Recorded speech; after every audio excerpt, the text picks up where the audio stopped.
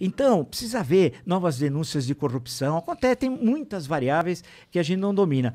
Por outro lado, é claro, o Lula hoje é o candidato mais forte, as pesquisas que saem quase semanalmente de vários institutos apresentam isso. Precisa ver se até lá, até outubro do ano que vem, no primeiro domingo, quando vai ter o primeiro turno, isso vai se manter. E tem muitos candidatos da chamada terceira via, etc. tal, que se apresentaram aí, que pode ser também alternativas, né? O que você hoje vê como uma possível Agora, alternativa? tem 3, 4, por exemplo, tem o Ciro Gomes, que esteve aqui, né? Tem o João Dória, que esteve aqui, que são esses de todos de terceira via, a princípio, são os que têm mais viabilidade. Porque os outros são boa gente, Simone Tebet, que é o próprio João Amoedo, mas é difícil encabeçar, pode ser vice. E o Sérgio Moro, você acha que Mandetta.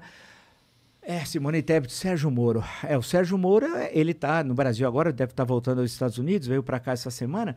Chega aí para conversar com nós. A questão é essa, se ele vai... ele tem opção, ou pode ser senador pelo Paraná, que é uma possibilidade grande. Se ele fosse para ser alguma coisa, tinha que ser presidente. Pelo tamanho dele, ser vice... pela projeção que ele teve, acho que não seria o mais adequado a princípio, né? Pensando... ele ia ser traído de novo se ele fosse vice. Teria de ser. Agora, sendo candidato, uma coisa é ser juiz.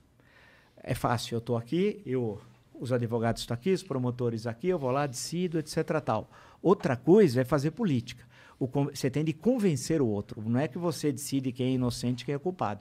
Então, ele tem também de assumir uma veste política, porque a tarefa é muito difícil de ser político. Não é coisa fácil. Na minha opinião, ele é um péssimo candidato. Ele teria... No sentido de ser um candidato, entendeu? Não que ele vá ser um péssimo presidente. Ele tende a arrumar... ele tende a arrumar... É que ele não é carismático. Ele fala lento, ele não fala com o povo, ele é tudo juridiquês. Agora, ele tem do prestígio da Lava Jato, né? Que é muito... Porque a Lava Jato teve defeitos, é verdade, mas teve muito mais coisas positivas do que negativas. Com certeza. Porque os esquemas de corrupção, ninguém devolve 100, 200, 300 milhões se não desviou, né? Você pega a gerente da Petrobras, o Pedro Barusco, é um deles, que devolveu uma fortuna. Como ele tinha aquilo? Era advindo de atos ilícitos e tal. Então, isso é extremamente louvável e uma série de legislação que foi criada dentro das próprias empresas, né? De compliance e tal, isso é um saldo extremamente positivo. Agora, por outro lado, teve momentos, segundo os áudios que foram divulgados, e nunca devidamente periciados, mas não desmentidos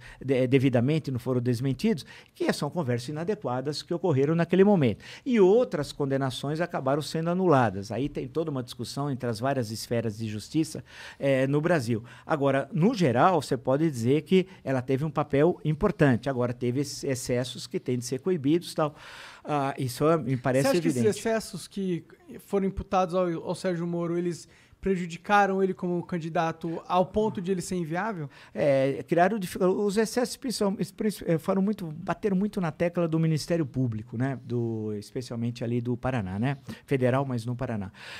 Isso o prejudicou, claro. Ele prejudicou, acho que várias coisas. Ele fez um cálculo errado de ter sido ministro da Justiça, né? Ele poderia ter ficado juiz e aí, se quisesse fazer política, mas lá na frente, que seria agora, aí ele poderia ser candidato. Então, ele fez um cálculo errado. E agora ele está vivendo uma situação difícil, né? Porque ele tem um emprego nos Estados Unidos, não sei se vai continuar ou não lá, né? Mas a situação dele e politicamente é difícil, porque para você ser candidato a presidente da República, precisa ter partido. No Brasil é obrigado a ter partido, não tem outro jeito. E a questão que a Constituição exige, a questão que precisa de dinheiro, de recursos, precisa ter presença nos 27 unidades da federação. Então não é fácil. Quem tem mais cancha política, o Bolsonaro tinha à época 30 anos, o PT tinha, etc, etc. Você sai candidato. Agora, sair candidato sem ter uma estrutura partidária, você está fadado ao fracasso. Agora, pode ser que ele seja candidato ao Senado pelo Paraná. Nós vamos ter uma vaga só de renovação, que seria uma alternativa. Se ele quisesse ser deputado federal, certamente seria com a maior facilidade pelo Paraná. Mas é a questão que se coloca, é muito complicado. O cenário de 2022 é muito preocupante, porque nós estamos vivendo a pior crise da história do Brasil republicano, a pior crise, o momento mais terrível da história do Brasil, e precisava ter uma discussão de ideias, de projetos. E o meu temor é que nós não tenhamos esse tipo de discussão, né? Tu achou que, pré-pandemia, tu acha que o governo vinha ok?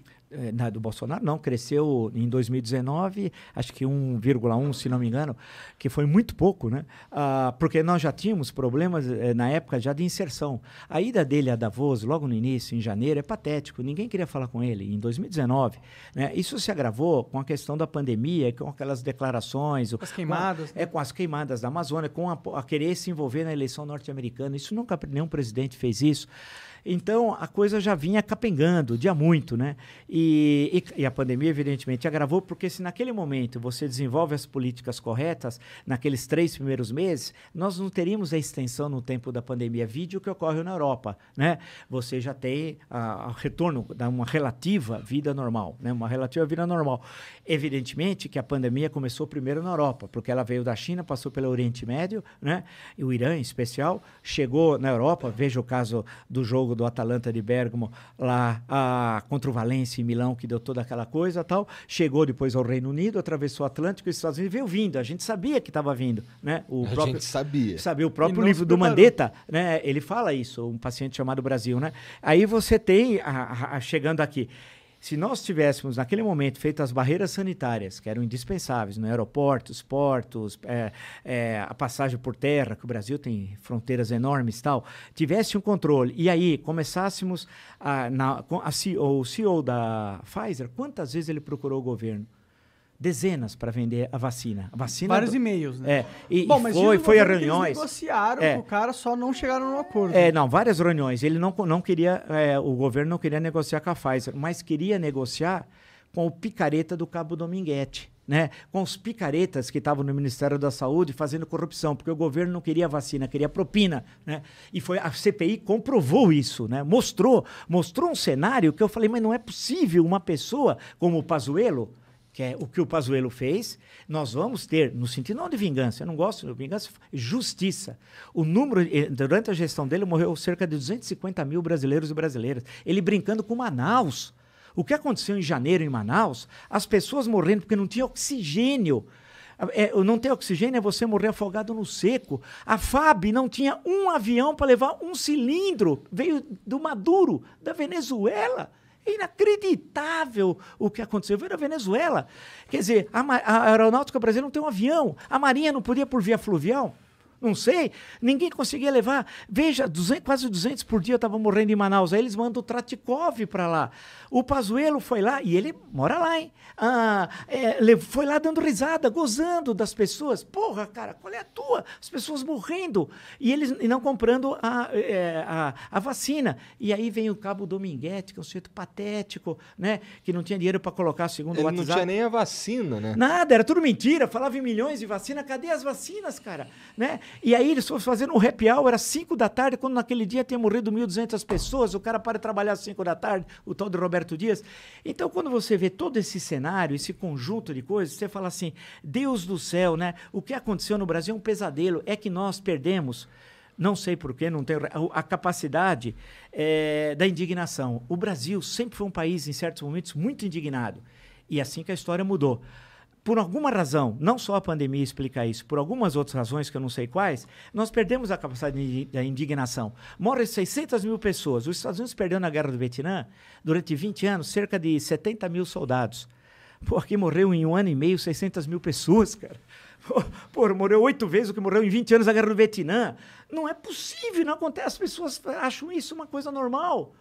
Não, elas atribuem um pouco à pandemia, essa parada. Sim, mas não existe.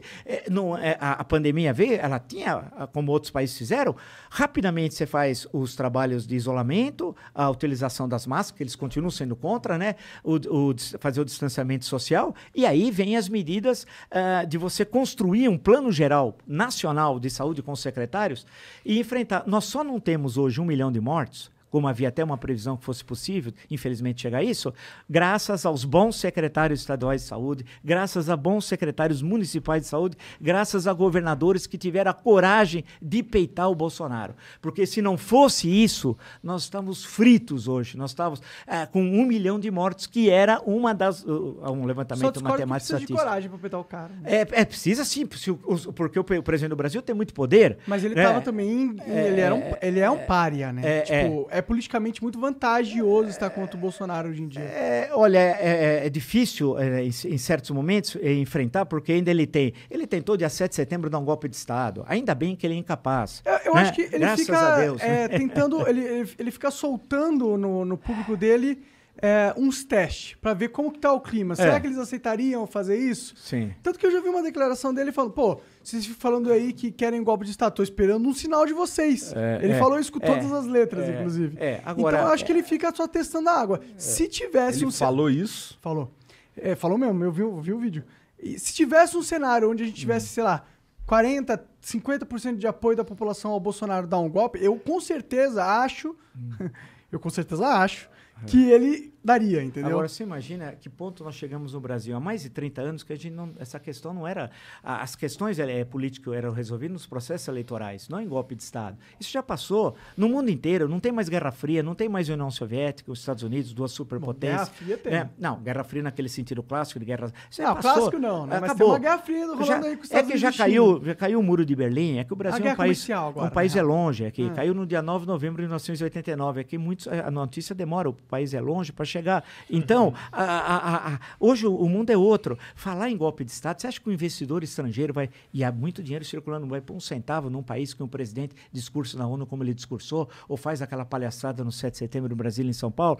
Então, o que nós precisamos voltamos à questão, a estabilidade política. A estabilidade política é que gera uma boa discussão política e o crescimento da economia. Nós precisamos saber para onde vamos. O país tem demandas, precisa crescer, precisam qualificar a força de trabalho, né? Precisam acabar com o analfabetismo. Não é possível.